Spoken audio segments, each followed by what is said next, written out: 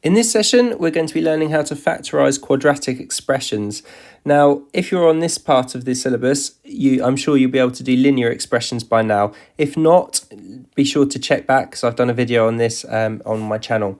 Now, when you're factorising quadratics, what quadratic generally means is that there's going to be a letter squared. Now, usually we use x, so it might be something like x squared plus another number in front of an x, like this one, 7x, and then a number without an x. This is the general form. There's usually an x squared plus a number with an x plus a number without an x.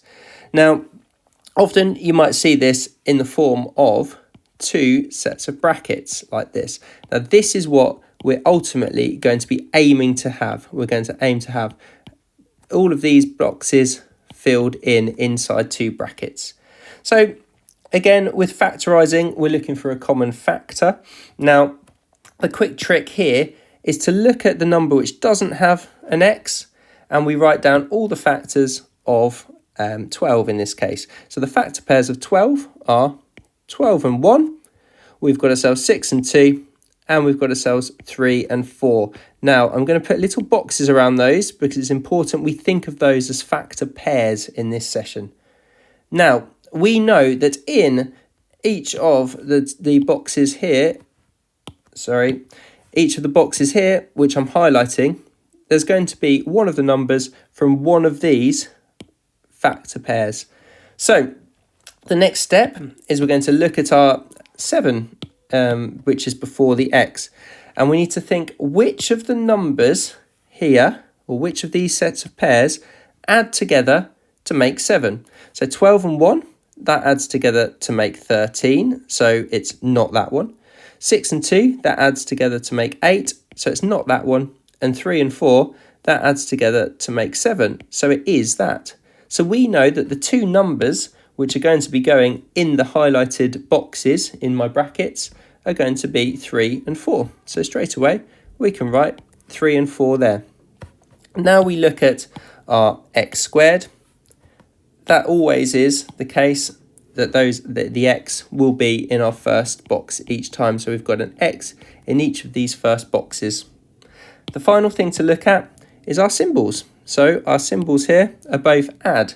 If you've got both add, that's the nicest one, the easiest one to factorise, because it means that the symbols between all of our boxes here are also add.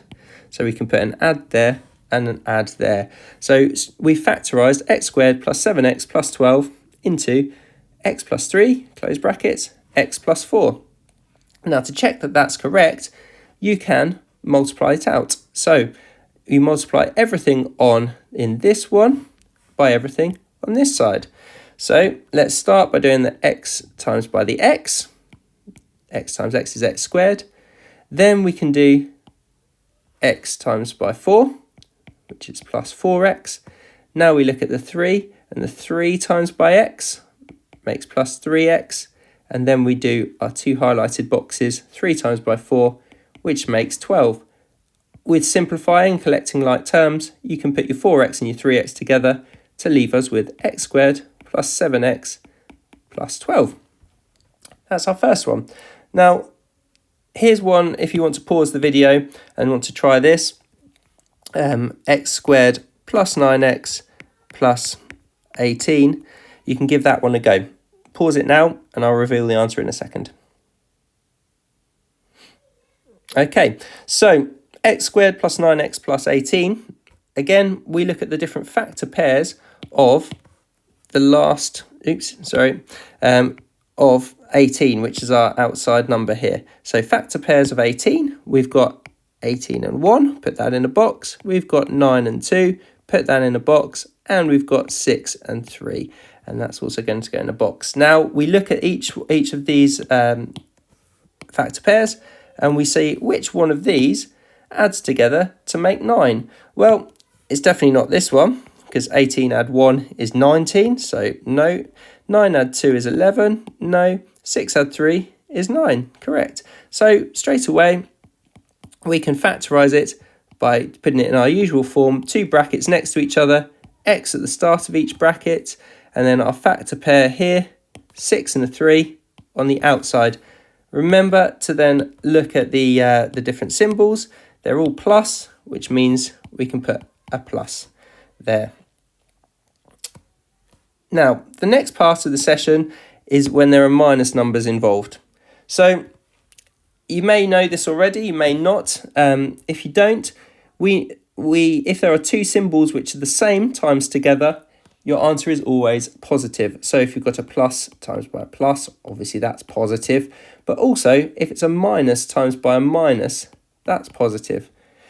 Similarly to that, if the symbols are different, so if you've got a plus times by a minus, that one becomes a negative number. It's the same again with a minus or negative number times by a positive. That's also a minus. So if the symbols are different, your answer is negative. If the symbols are the same, your answer is positive.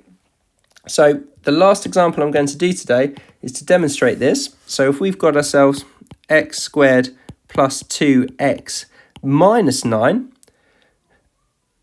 in fact, I'm going to change that to minus 8.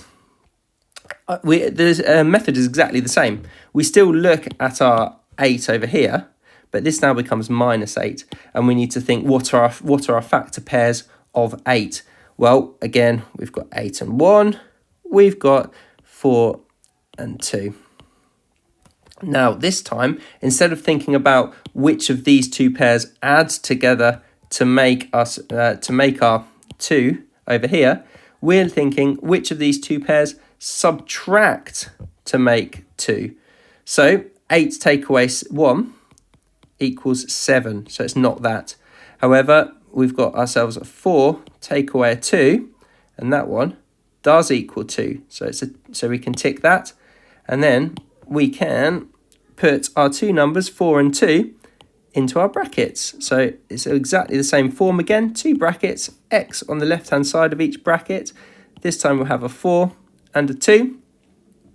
And because it's a positive 2, that means 4 take away 2 is 2, which means that the 4 must be our positive number, and it is the 2 which is our negative number.